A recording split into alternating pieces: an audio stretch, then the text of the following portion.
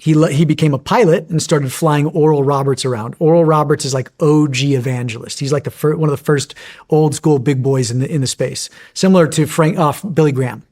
And so the story goes that Kenneth Copeland was flying over Texas and saw this runway next to this lake. And God gave him this vision that he was going to buy this whole parcel and turn it into a church and turn it into what he calls the revival capital of the world. So flash forward, he creates this marketing pitch, starts his church. And back in the day, in the 60s and 70s, mailers were super popular. And so, you'd get a mailing list, you'd mail 50,000 envelopes out and say, hey, Sean, give me $10. This is Nathan, this is Pastor Nathan. I need $10 to help you spread this message. We have his mailer from the 70s.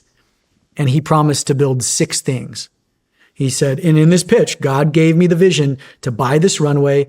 I'm going to build a radio station, a TV network, ministry facilities, Kingdom Park, which was an extravagant park for his churchgoers and his tithe payers, an elderly community. So once you retire, you'll be able to retire on the church property. And in your rooms, they would pipe in Kenneth Copeland's TV network so you could watch Kenneth Copeland preach the gospel 24/7 a day. And then elderly home, and then a hotel for guests to come and enjoy the lake. So he sent that pitch out, raised tens of millions of dollars.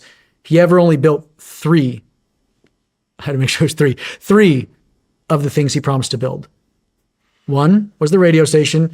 2 was the TV network. 3 was the ministry facilities. He never built the 3 things that people would donate money for. I would want to use the park. I would want to use the hotel. Maybe one day I'd want to retire in that facility. He never built any of them. In the for-profit world, that would be called fraud. He would be in jail. Mm-hmm. In the religious world, we call it faith, Nathan. You got to have faith. Wow. So in the interim, he buys 1,600 acres on this lake in Texas. He builds the ministry facilities. He builds the radio and TV networks. And then a gentleman, a builder, a developer was like, hey, this bottom part of your 1,600 acres is prime for development. So he peels off 400 of the 1,600 acres and sells it to a developer. So there is a housing development there today. It's not for the elderly though. And he made money off that deal. It just went back to his church. In the meantime, I can't remember the gentleman's name. He drills oil, started going to the church. And he's like, hey, you own the mineral rights of this land. Let's start pumping oil.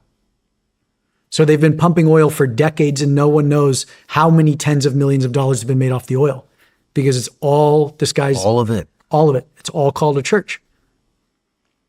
And so flash forward, now he's an older guy.